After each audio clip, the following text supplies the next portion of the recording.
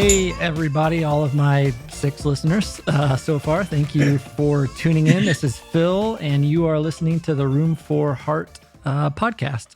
Today, we are going to be talking to my dad for one of the obvious reasons that he's my dad, and he loves me a ton and supports me in about everything I do. So he's willing to be an early guest while I'm still figuring out how to do this. So super appreciate his love and support. At the same time, he has also been a huge advocate for technology in schools. In his 70s, he's actually still working pretty tirelessly to advocate for children, rural school districts, writing grants, talking with school administrators, helping them navigate the technology that is available and out in the marketplace today so that they can provide the absolute best when it comes to instruction and opportunities for their students. So excited to talk with him and hear his passion along the lines of remote learning, distance learning, hybrid learning, all the buzzwords. But his story didn't necessarily start there. So I'm also excited for you to meet my dad, hear about the winding path he has taken through his life, and some of the starts and stops and fun that he has had along the way. So, Dad, I want to get started with this interview and chat with you real quick about you're ending your career as a technology consultant advocating for children in schools, but you started as a musician, right? Your major early when you went to college was in music. So why were you passionate about that? What you got you started in your educational journey? Well, when I went to college, I went to a junior college that where you could start right as a major in something. And the only thing I was good at was music. So chose a music major, but I soon found out that those people were gifted and I was not. I was good, but I wasn't nearly good enough to make a career out of being a musician. I really didn't want to go on the road. I knew I wasn't good enough for that. And I realized listening to the beginning strings people that I really wasn't going to be a good teacher. That the pain that was involved for them with that just wasn't going to be worth it. So I needed to go to a 4-year institution. Thought I wanted to be involved with the church, be a pastor. So I transferred to a 4-year university, Northern Illinois University, and picked up a philosophy major. Yeah. So, and as my dad said, I'm going to go ahead and interrupt you. I'm going to interrupt you on and off because I love you and you're my dad, and you'll be gracious with me for doing that. But it always surprises me a little bit how modest you are, maybe even too much so. I think it's funny to hear. I think you're accurate in saying you weren't passionate enough about music to get good enough at it. But you've also let me know that you paid for a bunch of your college gigging around Chicago in jazz bands and bars. And so even though, you would say you weren't good enough to make a professional run at it, you still made money at it. So that's better than a whole lot of folks. And kind of thinking back around strings, I think it's important to mention when you went into to study music, you were a drummer. So that's you correct. Had a whole lot of rhythm, which is where I get my sweet dance moves from. I'm sure. I believe it. Yeah. But you hadn't kind of, gone out to attack some of the other instruments yet. And so that was a little bit daunting. You even actually did enroll in like a strings class, right? I did. But as I said, it was like the painting course I had to take. And the instructor titled that Ode to Colorblindness. Oh, yeah. Yeah, you are colorblind. My music, other instruments were not, I realized I was not going to be good at those. and I really didn't want to be. So yeah. So I think that's a super important thing to call out and mention. Desire plays a key part in this, and experimentation, right? Like I love yeah, your story. You've experimented with so many things, yeah, and I think that's been a huge part of how you've been successful in life, is because you've just put yourself out there. You've tried a whole lot of things. You've yeah. learned what you like and what you don't like. And so let's get in talking about, you were a philosophy major. That's correct. And you know, what in the world, how do you make money with that? That's probably even harder to make money than a musician. Yeah. My dad said at graduation that in 25 cents would get me a cup of coffee most places. Yeah. And what was I going to do? Well, and I had decided at that point to enter seminary. Yep. At Northwestern University. And so that was a good major to do that. Yeah. So you got into seminary, and you got a couple years in, and you had a professor that had a conversation with you. What was, tell me about that.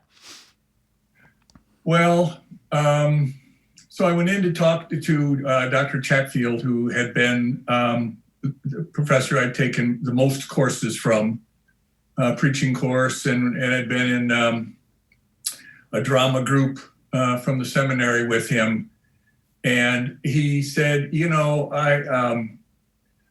I just don't think you really have a passion for this either. And I think you really need to just look in yourself and, you know, continue on. There's an old Beatles tune, The Long and Winding Road. Yeah. And he said, you know, you're on a path, and I think you just need some more time to figure out who you are and what you want to do. Yeah. So in my mind, like I want to cheer on that professor. I don't think enough people are willing to love us enough to speak truth in love. You know, he wasn't, you know, that wasn't rude or mean. He was just, no, I really appreciated it. Yeah. And then, you know, you for being like, yeah, that, you know, self-reflective enough to not be offended. And you know, and maybe you were a little bit, bummed by it, but then, like, you know, having some courage to say, yeah, this isn't exactly what I want to do. And even though I'm 4 years through a philosophy major and 2 out of 3 years done in seminary, maybe I want to pivot. So then what? So I realized when I was there, and I had served a church out in a little farm town where my high school pastor was at, that I really enjoyed working with kids. Mm-hmm. And about that time, a friend of mine that I played with in a small group was a principal in a school in Bolingbrook, and he told me there was a teacher shortage, and they were hiring people who had a bachelor's in anything. And so I said, yeah, I enjoy working with kids. I'll go out and I'll give that a try. So I got a job teaching fourth grade at an elementary school. Since I didn't have a degree in education, I had to take courses at the same time to keep the job. But so one of my favorite things from your early teaching days is I was snooping around your mom's bedroom, you know, as a little boy trying to find treasures, and so I actually found a note that you had kept from that early fourth grade first foray into teaching. What did the note say? That I was a hot snot booger with a turd on top. And what did you do to get such a delicately phrased note of encouragement from one of your students? This was a unique group. It was a year-round school, and it was a small group, and they were really rowdy, and I was on them a lot. Mm-hmm. And I was, you know, trying to enforce discipline and trying to keep things going, and he was offended. I think that may have been the student. I told him if he didn't shut up, I was going to lock. We had bathrooms in each of the classrooms. Mm-hmm. And so he went into the bathroom, and I pushed a bookcase in front of it. Yeah. and wouldn't let him out until he promised he'd quit talking. So even in the 70s, that was frowned upon, and I think I remember you telling me you didn't get invited back to teach after that year. That's correct. Yeah, so that's correct. That was a one and done year of teaching for you. But you did encourage George to write you a note to let him inform you of his feelings toward you. So I told him you couldn't say things like that, but you could write people, you could write it down. Yeah. And that would be more private, and that was more appropriate. Yeah. So George did write you a note about being a hot snot booger with a turd, which has been one of my favorites. So you tried teaching, and that didn't go as awesomely as maybe you would have hoped. So then what? So then the guy across the hall of my apartment building was a Pizza Hut manager. Mm-hmm. And so he said he needed an assistant, someone to do days while he did nights. And so I learned to work in a restaurant in high school. My parents had a little place and made pizzas. And so I took a job with him doing the daytime Pizza Hut. Mm-hmm. And then the owner stopped by and said he needed to open a hut in the south side of Chicago that had been closed after a race fight. And so I moved to Chicago and opened that back up. So you were a Pizza Hut manager for a few years? About a year and a half. Or so? Yeah. And then that was not as lovely as you would have liked it to be. Not a forever job, not a career path for you. Right. And then where did you go from there? So one of my sister's roommates was a special ed teacher at my hometown, and I found out she needed an aide. Yeah. Teacher's aide. So I moved back with my parents and got a job as a special ed teacher aide for a while. Yeah. And then a teaching opening came at a little farm town just north of Morris. And so I went out there and was a sixth grade teacher. Yeah. Finished out the year for a guy, and then got a job teaching fifth grade at the school where I met your mom. Yeah. So what about it was stickier the second time around? Do you think you were just more mature as a person? Do you think you kind of knew more of what you wanted? What made it stick the next time around? I was not a good teacher the first time. I hadn't spent enough time in a classroom, and the students really, I learned more than they did. Yeah. But I found I really enjoyed being with kids, and the whole learning process was so intriguing to me. So when I got the job at Garfield School, I was more mature. I had a better sense of how a classroom ought to operate. And I had a fifth grade classroom. I had a fourth grade classroom at first. And my personality was not geared for fourth graders. They were just a little too young. Yeah. And fifth and sixth grade seemed to click with me. Yeah. So, yeah. So you enjoyed that a lot better. And felt like you could really lean into it and had fun, enjoyed it. Yes. So how did you get from there to school administration? What was that path? I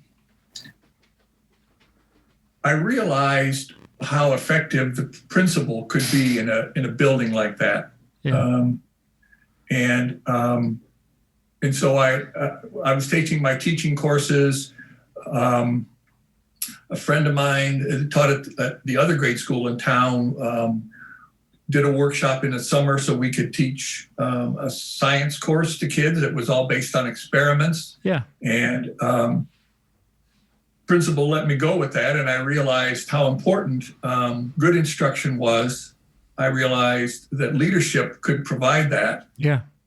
Mom and I were getting serious, and teachers didn't make a lot of money, and I realized if we were going to, I didn't want her to stay teaching very long because I thought it was important she'd be home if we had children. And so I started my administrative courses so that I could be a school principal. Yeah. I think that's interesting. I don't think I had asked you about it like that and hadn't heard you talk about it. So it's kind of a mix of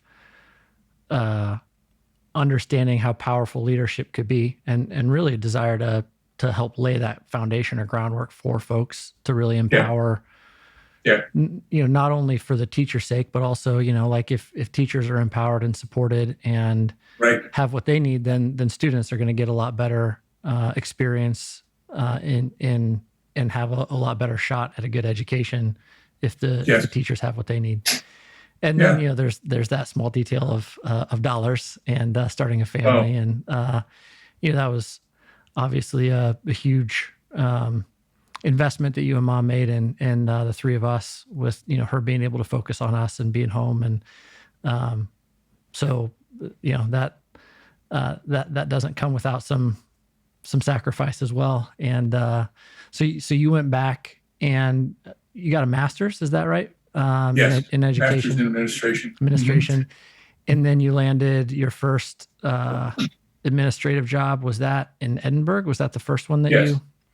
Yeah, that was a 7 through 12 principalship. And the ironic thing was Mom was teaching that first year in Springfield in a special ed classroom. And I was a 7 through 12 principal, and I only made $500 more than she did for the year. Because you were investing in a really small rural school district, and Mom was in metropolitan. She was. And Springfield schools paid a lot more. Yeah.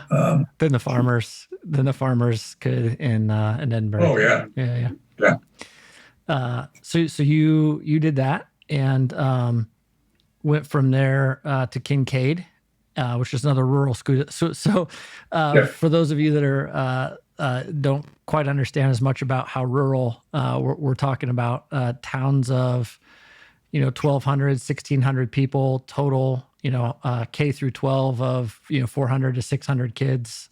Yeah, exactly.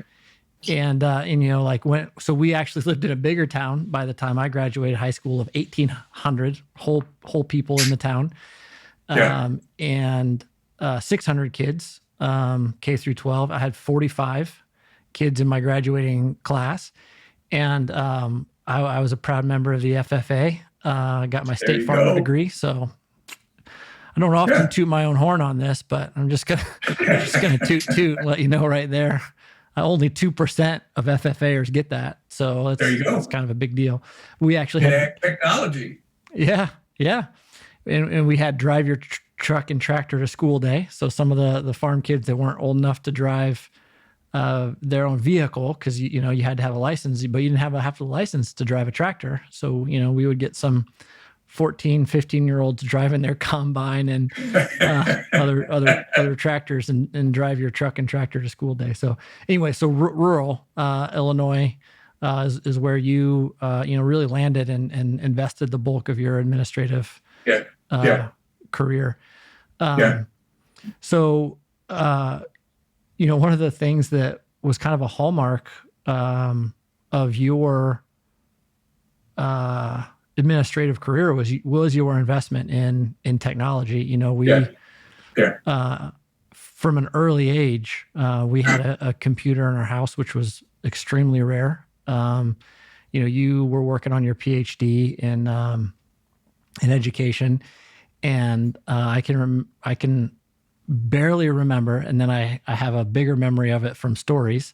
But I do remember getting scolded for turning off your computer when you were working on your dissertation to get your attention so that you would play with me.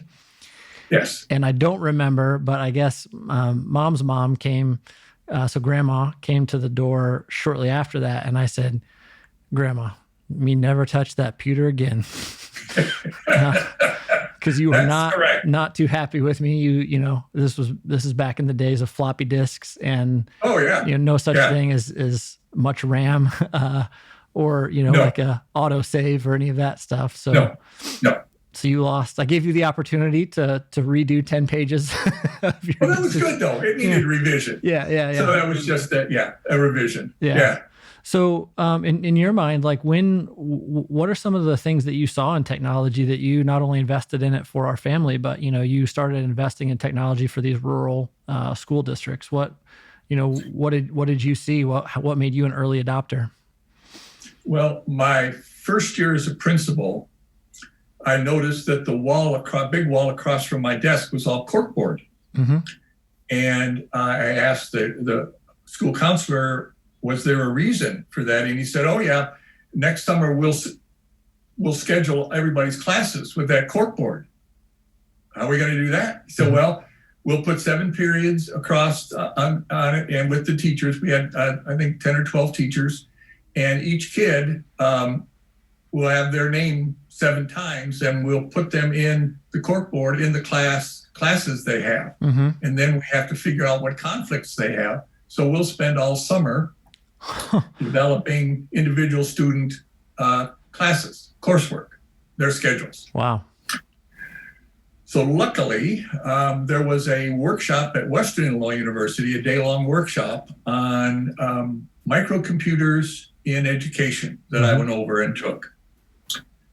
And they had a program for scheduling that involved a conflict matrix that would run on my PC with 16 mega RAM, no hard drive, on floppy disks, that allowed me to do the schedule in 2 weeks. Wow. And so I was just, the force of that just turned a light bulb on that computers were going to be around. They could do a lot of repetitive kind of work. Yeah. And they could be a great tool if for us to use. Yeah. So I got the program, started using that at my desk to do things I needed to do. Yeah. And then my secretary then got a computer, and then the district office got a computer with the program to do the finances. Now at that time, computers were about $2,500 a piece. One floppy disk drive, 5.5 inch, 5.25 inch, green screen monitor, no hard drive. But it was amazing what it could do. And so it was a real investment for a school district to do that. And so that was the first time I got involved. And it showed me what a great tool it could be. And we're talking like 1980-ish, right? 1980, 1978-ish. 1978. Yeah. That's incredible. Yeah. So it started really with you seeing how powerful it could be in the administrative work of the school, right. How it could save your time, your teacher's time, your other administrators' time. And so how soon before it got then out to a teacher or to a student level, or how long did that take? So we weren't able to do that while I was at Edinburgh. When I went over to my next school, and I was the 7 through 12 principal, hard drives had come in, and the encyclopedia was on a disc. Wow. And so I looked for teachers there that wanted to try things. And I had an English teacher who was great. And we had kind of a lab, wasn't networked because that wasn't up yet. But she wanted a computer in her classroom. And so as she was having class one day, I brought the Encyclopedia program in to load on her computer. And so after I got it loaded, I pulled up Martin Luther King's "I Have a Dream" speech. And the kids were studying, and so I just started playing that. And the room just crackled with energy because the kids had never heard him, had no idea really who he was. And then she started a discussion with kids about who he was, what he was talking about. And so I encouraged individual teachers like that who I knew would use the technology. Yeah. Once again, still weren't networked, but I could see what an impression it made on kids and how it inspired learning. I mean, that teaching learning interaction is just amazing to me. And really, going back to when your mom taught, there was a teacher, there was an art teacher at the high school. She taught special ed at the high school in Morris, who had been a teacher when I was there. Mm-hmm. And in Mr. Corsello, and I said to him one day when I stopped to pick up your mom, you've got to really be amazed and proud, Joe, of what you've accomplished to some of the great students. Yeah. And his comment to me was, it wasn't me. The important thing is give gifted people all the raw material you can. Yeah. And get out of their way. Yeah. And that really resonated with me. And so I tried as an administrator to give gifted teachers all the resources they wanted. Yeah. And then get out of the way. They would transform that teaching and learning experience. Yeah. I love your term crackling with energy. You know, so you're sitting in the room. You're helping her like understand what this is. You just kind of stumble on, you start to play this, and kids are just like kind of peeking up, you know, curious. You can see they're engaged with what's happening really in the background, right? Because you weren't intending exactly an impromptu lesson of sorts kind of started. Yes. This is an all-white school. Yeah.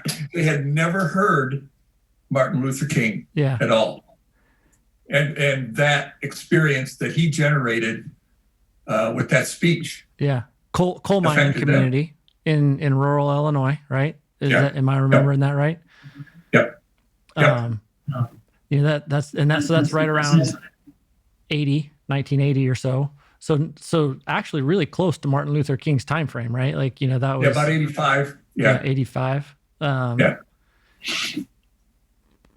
That's wild. So whole encyclopedia on a few discs instead of shelves and shelves, and then interactive, really, because you said you just played this. So I'm sure that was, you know, kind of net new for teachers to have access to that type of. Oh, exactly. Yeah, exactly. Holy cow. Okay. So it started getting used kind of in day-to-day impromptu lessons or maybe more planned lessons. When did you actually start seeing it get more in the hands of students, like a computer lab or something like that, where students could have word processing, could have typing, could participate with the technology? So I got hired at Lexington to be the superintendent. Mm-hmm. I knew they were kind of famous in the area for having technology and for having students on it. And so the board hired me, I think, because I brought a knowledge of technology and a push for it. And I promised them board meetings would only be 2 hours long. and I got the job. And my predecessor had already started computers usage there, had kind of a network, a computer lab. And I had a board and community that really supported using technology for kids. Yeah. So that's funny. I don't think I've ever asked you why I know that you were looking for more opportunity for yourself and for our family. Yeah. And it had a great high school. And so I know that that was part of it, but I remember, vaguely in the interview process, you interviewed for that, and there was a couple other schools. I didn't, I guess, know that you chose Lexington and were excited about it specifically because they supported technology and they had a vision for that with kids. That's super interesting. So you were experimenting, you were looking for teachers first that would that would be open to new methodology or new, and then, so you got involved with them, kind of laid a little bit of a groundwork, experimented. And then when you were ready for kind of that next career jump or that next administrative opportunity, you were eyes wide open trying to find, where right. what a small rural community would look like that would invest in their in their kids through technology. That's really cool. So you get to Lexington and there's a little bit of a network, which now it's funny to say that now, right? Because like my house has a network. I have a network in my home. Well, now we're talking hard drives. Yeah. and servers. Yeah. Just such a huge leap. Yeah. And so and there was like maybe a small computer lab or the makings of a lab when you started, or a couple, or. Yeah, we did. We had a computer lab in the grade school. Yeah. My predecessor had championed a program that IBM put out called Writing to Read. Yeah, I remember that. Totally. Yeah. That started kids in kindergarten dictating stories and having the teachers write them out. Yeah. And then the kids had to read them back. That was the key. Okay. And from my perspective, this was a super important kind of step forward, because it didn't teach reading as a subject, as a skill, and writing as a skill. It taught students that they went together. Yeah. It was no good to write something if you couldn't read it. Yeah. And part of that instruction involved them, as they got in first grade, then going to this little lab we had of 20 computers. Yeah. And then my predecessor, had also started the groundwork of saying, okay, every grade spends time in the computer lab. Mm-hmm. Now, I found out Mr. Peacock was hired the year before I got there. And so he and I then had to kind of modernize, because Joe would buy all the equipment and put it together during the summer, and no one knew how it worked. Mm-hmm. It just did. It was kind of Joe rigged to work. So you and Mr. Peacock started figuring out how to put together, for lack of a better term, a scalable, like something that all grades could leverage and use. Yes. Yeah. And it was easy to fix if it went down. Yeah. So what year did you start at Lexington? Do you remember that? 86, maybe? No, I was born in 83, and I think I was 8 or so. Maybe 93, 94. Yeah. Yeah, 93, 94. Yeah, I think I was 8 when we moved. I was No, you were older. You were in 4th grade when we moved. I started 5th. I started 5th grade with Mr. Fry. Okay, you're starting 5th. There you go. Yeah. Anyway, so early 90s. So this is still pre-internet, yes, but a local network. So yes. Which is so funny to think about, right? Like, it's so funny to think like computers were, quote unquote, talking to each other within a local area network, a LAN. Thank you, Mr. Peacock. I do remember that from your courses in school. And so we were able to log in and could do different, portions of our learning through different computers with our same login and some of that stuff. But yeah, we weren't able to get anywhere out to the internet, so to speak. Not until the first couple of years. Yeah.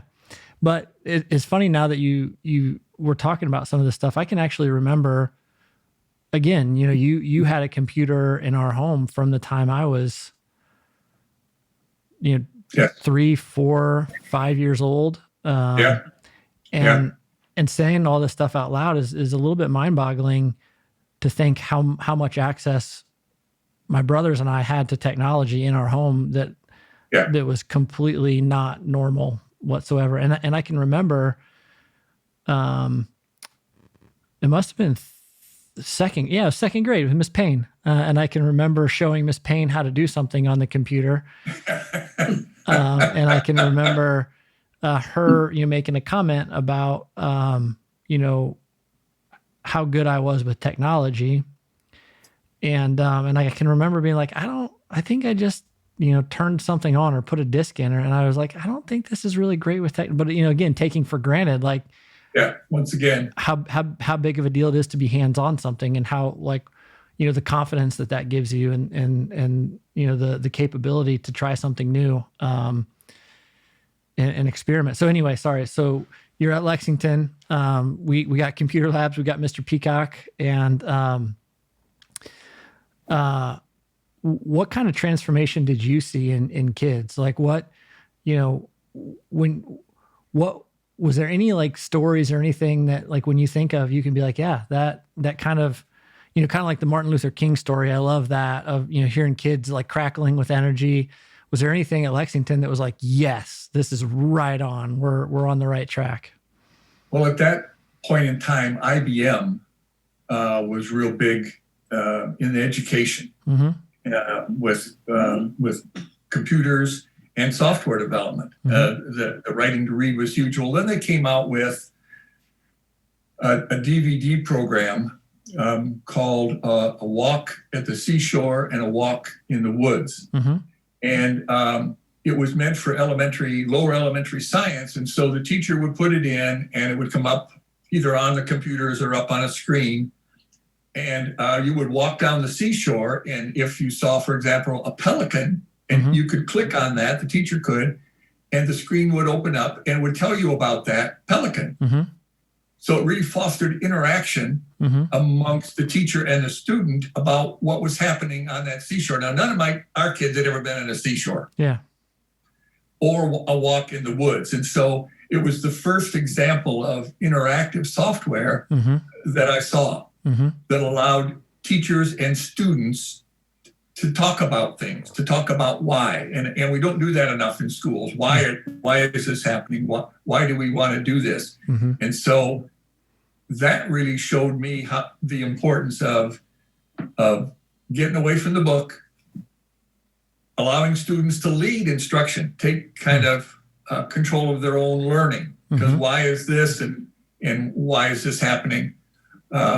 And so, unfortunately, IBM got out of the education. They weren't making enough money. But that really keyed my interest in interactive learning and in the power of kids being able to direct their own learning. And then the internet started about that same time. Because I remember your Mr. Peacock coming to me when Aaron and Jay were, I think, a junior and a senior, and complaining that the network at the high school was slowing down. So at supper that night, I said, okay, boys, what did you do? And of course, two heads went down, and I said, oh, come on. I just need to know the network is slowing down. And Jay said, well, we found out how to get around to Mr. Peacock's password on the network, and we put a virtual pool table on there, and then we put a flight simulator on the network. And so and then I caught him the next day, turning this huge joystick in so that another teacher could fly an airplane at the school. So I said to Mr. Peacock, you need to check the network. And he said, just get on the network, find out what shouldn't be there. Not only did he find the flight simulator and the three-dimensional pool table, but he found someone had loaded a complete copy of The Godfather in Russian through an FTP port. Okay. Yeah. That's super funny. So Aaron and Jay, so my older brothers. Aaron was a senior. He graduated in 96, I think. And Jay was in 97. And you actually got them jobs in high school working for Harlan and Bloomington Computer Service Company, right? So correct. And how, what were the jobs that you got them? They microcomputers were coming in heavy in education. And so the first jobs they had were just going on site with their crew to unbox and set up computers. Yeah. They had provided all the computers at our school. Aaron had found out about wiring at this point, and he and Jay wired the building for me to make sure everything was going. But their job with Harlan was going out to schools and businesses, unboxing and setting up computers. Which then led Aaron into structured cabling, low voltage data communications. Yes. And it was kind of an interesting path. So you and Mom were both extremely invested in education. Obviously, we've talked about your whole career now in education. You, really not only invested in it for others, but you saw how powerful it was for yourself. You got a master's, got your PhD. Yep. In rural farming communities, it was actually not common for folks to have their PhDs. So it was super funny to hear people describe Dr. McArdle. Why are we hiring a doctor to be our superintendent? That was not a super normal thing. I thought we needed an educator. What are we bringing a doctor in for? So you had invested in it for yourself. Mom had her master's in education, and you guys saved a ton and were super heads up about trying to make sure that Aaron and Jay and I all had a way to invest in our own education. Kind of the expectation that we were going to go to college. Your parents, Mom's parents, also contributed and helped lay the groundwork for that. And then my older two brothers went to college, and what happened then? Well, let me kind of back you up a little bit. The board was in the community were amazing at Lexington, and they allowed me to bring junior college courses in that were taught there. Teachers, I went to Mrs. Kirby, the English teacher, and said, "What do you need?" And she said, "Well, I'd sure like to have a laptop lab." And so they allowed me to do that. Yeah. And teachers who would use computers, would use technologies, the board allowed me to spend the money to do that. Yeah. Which was huge because the surrounding districts, they weren't. They weren't investing in that, right? No. Didn't see the value. Yeah. Exactly. And I had the two principals who supported everything that we tried and encouraged. And even so that when Aaron and Jay were juniors and seniors, we had a course in the high school entitled Independent Projects Technology. Mm-hmm. And and Aaron got his A+ certificate by doing that as a senior, which allowed him then to get a job after he dropped out of college. Yeah, at Lumen Computer Service. He was a technician there. You buried the lead. He dropped out of college. You already dropped that bomb. But college isn't for everybody. You need to do things that you have a passion for, and education, formal education, isn't for everybody. Education, learning. Lifelong learning is important, no matter what field you're in. So we encouraged him to do that. He said, "I don't want to go to school." I said, "Fine, come home and get a job." Yeah. Well, a whole lot of that buildup, is funny, right? Because so many parents obviously invest a ton in their own idea or dreams of what their kids are going to do, which you guys did, but then aren't very adaptable when kids take a left turn instead of a right. And I love that, whether it was your own kids or whether it was other people's kids, you wanted to give them the raw material to do whatever their hearts desired, so to speak, to steal a phrase from grandma and auntie, whatever their little hearts desired. And so you knew a ton of these kids were gonna be farmers. We're gonna be, folks that were in and around rural Illinois, weren't going to be, going right into technology jobs, but you knew that technology was going to empower every field and was going to, oh my gosh, the the way that technology has impacted and continues to impact farming now is ridiculous, right? And you gave such a leg up to in the board and the community, and the teachers, encouraging kids to try it. Behind your leadership, really did invest in technology education in incredible ways. So now I just am putting two and two together here, and hearing you talk a couple minutes ago. That wasn't super common at the time to have high schools partner with junior colleges. Is that that was unique? Tell me about that. What started that out? So in a small school, and part of the reason I stayed in the small rural schools is you can have a real impact. You don't have to have committees to get things done. Yeah. So I realized that by the time good students got to be seniors, there wasn't a lot of courses. There weren't courses to take. Yeah. They'd taken them all. So what were they? They were taking then just fill-in courses and were bored and hard to manage. And so I asked the community college if they would talk to the teachers and said, what do you think we ought to do? Mm-hmm.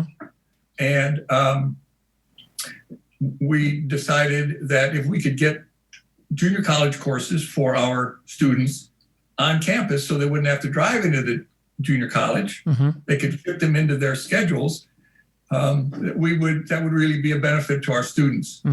And so I think Jay had 12 junior college courses by the time he graduated, 12 hours of courses by the time he graduated. Yeah. So that, kind of had the double, like they were high school credit, but also got him college credit.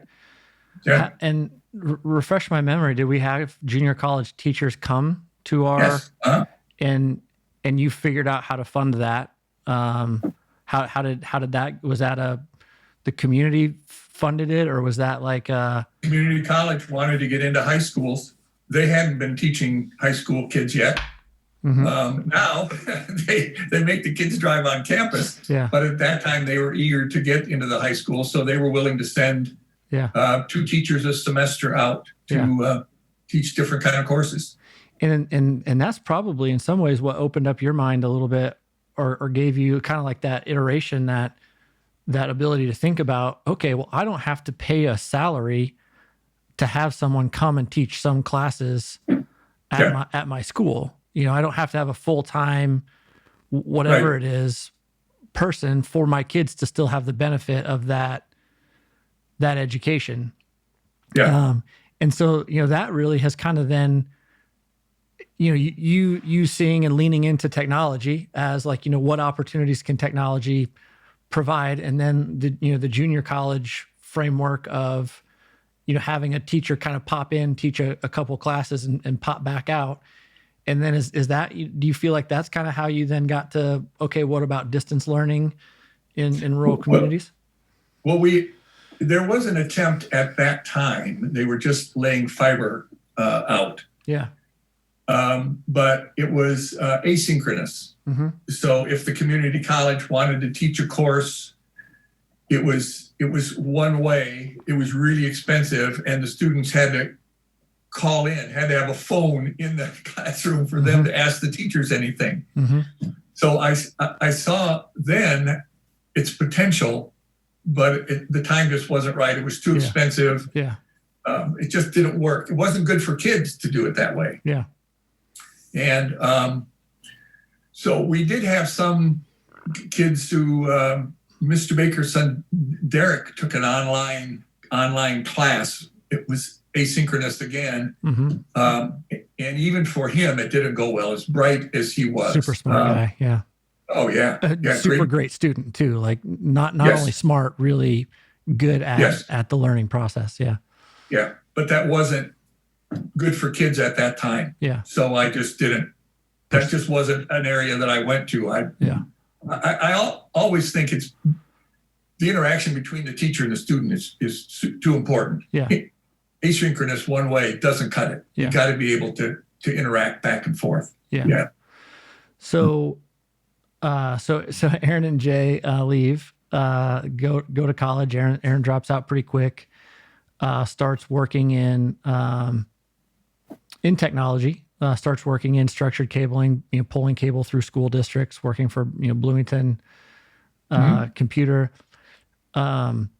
Jay actually stays in quite a bit longer than Aaron. Aaron lasted a year and a half. Jay, in his first go around, lasted 3-ish years before he had dropped out. And you and Mom were super supportive of them pursuing different things that kept them moving forward. And maybe some of that's even a look back at your own journey and knowing that you needed to try and touch and taste and feel different things. Yeah. And so you guys were fully supportive. Even started using dollars that you had put back for them for college to do different certificates, different or certifications. Jay ended up at Best Buy, ended up kind of starting a couple small failed attempts at different technology endeavors. Aaron started working for electricians, doing datacom for a small Springfield electrician, and then eventually a bigger kind of more regional electrician out of Morton, before he ended up buying that portion of the company away. And I always think this is crazy that they wanted him obviously to grow that portion of their business, but not too big. Because of cash flow. And so that was really some of the first time that Aaron started. Aaron was responsible for the profit and loss of the datacom side of the business, but wasn't responsible for the funding, right? And so the business, the electrician, had to fund the bigger and bigger jobs that Aaron went out and found, and that started to become problematic. So they actually told him to stop growing, stop finding more and bigger jobs, which was frustrating. And he ended up launching, it was Zeller Electric, going to Zeller Digital Innovations so that he could keep some of the branding and the name and some of that stuff. And then, Jay had started working for him after a couple of his failed attempts, started working, and Aaron and Jay kind of collaborating together, got into the AV side of things. And so kind of, on the start of our company really has kind of a 2-foothold. One is in technology and computers and networks. And then the other is, Jay kind of experimenting and playing and figuring out on the AV side of things, how to get us started there. And I was a flyer, so to speak. I kind of followed in your footsteps in the ministry. I moved out to New England and was pursuing church planting and starting new church work. Actually got through college in 4 years. Oh boy. And Jay actually, it was kind of funny. We graduated about the same time. It took him, was it 5 colleges in 9 years, maybe, before he ended up graduating for Robert? No, it was about 7 years for him. Yeah. 5 schools. Yeah. Kind of, figuring it out before he ended up figuring himself out. Yeah. Figuring out what he was excited about and passionate about. He ended up, started off pre-med, and then ended up with a business degree from Robert Morris, if I remember right. Learning and growing and experimenting the whole time. And then, so, Aaron and Jay and I are off kind of doing our own thing. You continued to invest and figure out how to help Lexington develop its technology program. When did you start thinking about distance and remote learning? You weren't an administrator anymore, right? You had retired and you were seeing what we were doing with the business. Is that right? Right. Yes. Yeah. We started out security cameras and access control, and then Jay, as we were doing that over at University of Illinois, saw that they were moving toward more AV applications. Yeah. And so he asked how we could do that, and they told him, you have to get these certificates, these kind of endorsements in AV. So he just went out and did that. So this is kind of a funny story. So Jay is brilliant, like genius level brilliant when it comes to textbooks and learning.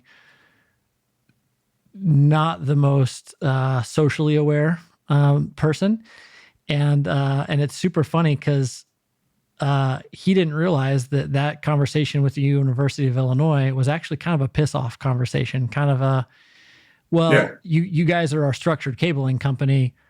To be our AV company, you would need to have all of these certifications. So Jay was like vigorously taking notes. Yeah. Mm-hmm, yeah. Okay. So he went and got to work and got all of those certifications. Yes.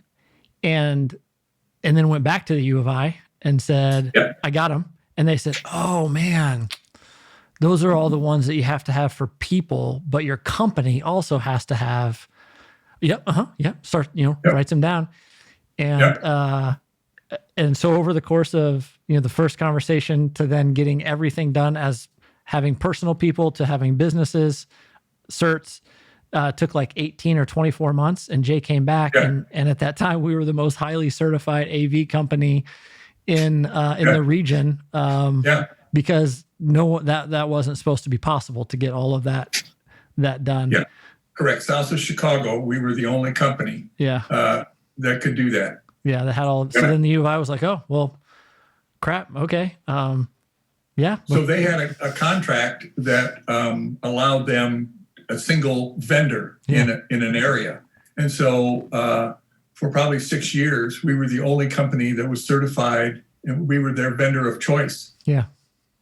For AV. And so seeing what the University of Illinois was doing in education and what we were installing for them through, Jay really kind of going through all the hoops to get us onboarded. That's what started giving you the vision then for what could be possible with rural high schools. Yeah. Yeah. But once again, it was, they got all the money in the world, it seems like, at the university level, and public schools don't. Mm-hmm. And so as I was talking to superintendents, everybody wanted to try, but nobody could afford it. Yeah. Yeah. So then how did you, so eventually you ended up stumbling into grants that are available. Yeah. How did you make that connection? So, when we hire somebody at Room Ready, I like to just stop and visit with them and get to know them. And so I stopped, talked to Chris Plim right after he was hired. Yeah. And asked him about what he did and where he'd been. And he mentioned a company he'd worked for had been able to suggest Department of Agriculture grants for schools. Uh-huh. I go, okay. Thanks. I went and investigated that and found that the United States Department of Agriculture had a distance learning and telemedicine grant. Yeah. Also, at this time, there's a music teacher in Howe, Oklahoma, that's really famous in the Cisco circles for bringing in video conferencing, and they teach like it's a small rural district in Oklahoma that teaches 4 different kind of foreign languages and all kind of access. Yeah. And in talking to that guy, he had used federal grants to fund to get that started. Yeah. So I started to pursue this distance learning and telemedicine grant as a way to get our rural schools on board with distance learning. Yeah. So I should, to fill in the gaps here a little bit. So you had retired from being an administrator. Yes. You actually had, done some other things with your time to serve, schools in and around Illinois as a consultant, and had started, working with Aaron and Jay and serving the business. I still wasn't part of the business at this point in time, but you used some of your like kind of financial, bookkeeping awareness from the school side to help navigate that as our company was like, growing and getting some framework. So you were part of and in the day-to-day aspects of the business to some extent, knowing what we were doing. About 18 months, I was the bookkeeper. Till we grew, because we were growing so fast. And then it got to be too much for one person to handle. And so I said to Aaron, and I'm supposed to be retired, and I'm driving up here 4 days a week to do this. Yeah. And so then we grew 3 or 4 million in 1 year, and we just hired like 4 people to do what I've been doing. Yeah. Yeah. So that gave you some freedom and some flexibility, knowing what you knew about how our company was handling AV, seeing what you were seeing was capable in the university setting, what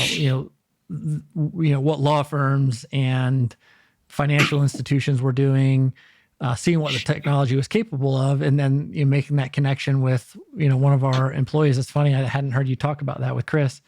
So you researched that grant, and then you started saying, okay, well then how can I use this federal money and pair it with what I know about education? And you just started going out and networking with rural schools then. Sure. And inviting them like, hey, if I write this grant, would you want to participate? And started serving that way, right? Right. Yeah. So once again, leadership is so important. Yeah.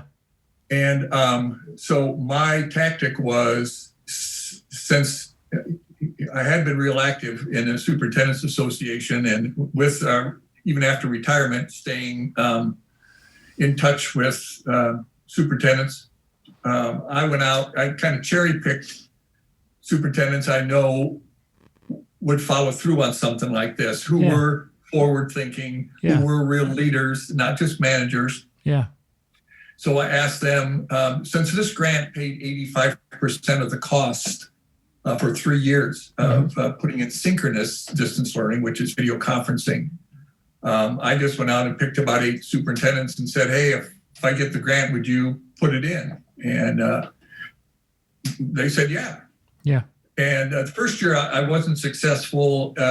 It's a national competitive grant, and there's no way to amend anything. And so if you have one portion that's not done correctly, you just don't get the grant. So I didn't get it the first year. The same people were with me the second year, and I was able to write about a $400,000 grant for those 8 districts. That then, could leverage. So I think how it, and remind me, you wrote it so that one kind of larger school district would put in a classroom, and then that larger school district would have the salary capable of having multiple foreign languages or some other advanced programs. And then something that's really difficult in a lot of rural schools is funding some of those types of kind of niche or different or extra. There are small high schools that have never offered a foreign language. Yeah. Because they couldn't afford to hire a teacher that was dedicated to that. Yeah. Yeah. And so you enabled or empowered how many schools in that first year? 8. That's so fantastic. And then you learned some lessons, and you did it again the next year. And how many schools did you include in the next year? Another 8 schools. Yep. And they changed the grant. The first year was a $500,000 maximum on the grant. Yep. And then last year it was $1 million. Yeah. And so I just went out and talked to superintendents again that I knew would be good. And so we had a $716,000 application that went through for, it'd be really for installation over the summer, this next summer. Yeah. So you're not the youngest guy ever. How do you mind me you broadcasting or asking how old you are? 73, I think. So when you were 70, you were researching grants. Yeah. And writing your first failed attempt and saying, that's okay, I'll learn and get better for next year. Yeah. And convincing other teachers. So you're next year you're working on 2 grants. Is that right? It looks like it. I've been reaching out to a wider group of superintendents. Yep. Some of my friends who have retired but are still active in superintendent recruitment or mentoring. Mm-hmm. So I've been calling them and saying, well, who in your area would be a visionary leader? Yeah. And so I had a meeting last week with 6 superintendents from rural districts northwest of Peoria. Yeah. And then this next week from southwest Illinois, a superintendent who has a large district that I want to encourage to be the hub for the smaller districts around them. Yeah. Yeah. So you're 73 years old, and you're still spending almost all of your time investing in kids that, and it used to be kids that you knew and had a relationship. Now you're out there going to bat for getting kids access to more raw materials to quote you from earlier, all over the state of Illinois. That's incredible. Well, the scripture talks about how important children are. Yeah. And, Jesus said, bring the kids to me. And if you really want to be a good Christian, you have to become almost like a kid in your outlook and your attitude. And, I've seen where you're from in Illinois can really influence the quality of your education. Yeah. Where you're from for rural kids really limits. Yeah. For example, in one of the normal Illinois high schools is about 1,800 kids and 261 courses that are available, not vocational or special ed, just coursework for 4 years. We have rural schools that have maybe 40 courses available for 4 years for those students. Yeah. Well, how are those kids ever going to compete in college? Yeah. Or in our global market? Yeah. It's not, and this really proved true for you and your brothers, because I've told people for years that the job of a public school is to teach kids skills for jobs that don't exist. Yeah. And I really see this as a way, video conferencing, schools sharing good teachers, being able to bring in coursework that foreign language that I know some schools that are using Rosetta Stone to teach a foreign language, and that's just not acceptable. Yeah. That's not good for kids. Yeah. Sometimes like we have like blind spots a little bit, right? Because of our upbringing. And it's funny, as I'm hearing you talk about what rural kids have access to or don't, we focus on, or we see in the media, or we see in movies, inner city struggles, and how, like kids in inner cities are underserved, but we forget about kids in the middle of nowhere. Right. And then, it probably was interesting to you when you're thinking about what's happened with COVID, and seeing, so much remote and distance learning, and instruction happening. When you are thinking about, what schools, and I guess this is the next question. I'm curious, how do you feel like that's opened the conversation up as you've been like, now talking to people you don't really know, right? Like friends of friends. Right. Right. Are people more interested and excited now post COVID because they've seen that it to some extent is working and has worked, or is it trickier because they don't have time to think about this or talk about this because they're trying to reestablish their own processes and protocols and all that stuff? So the 6 superintendents I had a WebEx call with last week, 5 of them were what I would consider young superintendents. Yeah. And they were asking a lot of questions, wanting to know how they can modify instruction, their delivery system to benefit their kids. Yeah. And they really, one wanted to talk to me about putting in a lab so they could do synchronous, kids could take individual courses. So I think this generation of administrators really has a better sense of what they can do with distance learning. It's not limited. The superintendent here at Porta, for example, we put a lab in, or we put a instructional classroom in for him, and they're using it for the teacher to teach the course to kids that are there, but at the same time, several kids are coming in remote on their laptops. Yeah. So they're able to do hybrid learning that meets their needs, not that somebody tells them this is the way you ought to do it. Yeah. Yeah. It's funny to think you're out there advocating for this. Again, you're 73 years old. When you were kind of in your prime, so to speak, none of this stuff was around, right? Like, no. The internet wasn't really there kind of in the prime of your career. And here you are at 73 answering questions for probably like 40-year-olds, 50-year-olds about what's capable and possible with technology. It just speaks to your vision and, your ability to, just like you mentioned earlier, be a lifelong learner, right? And really assume that things are learnable and that if you kind of lean into it, spend some time on it, you can figure it out. So, thanks a ton for setting that model for the three of us. We've not only had access to technology ahead of most of the world, but we've truly had a role model with living that application of always be learning. Always be challenging yourself, trying something new, expecting that you'll be successful.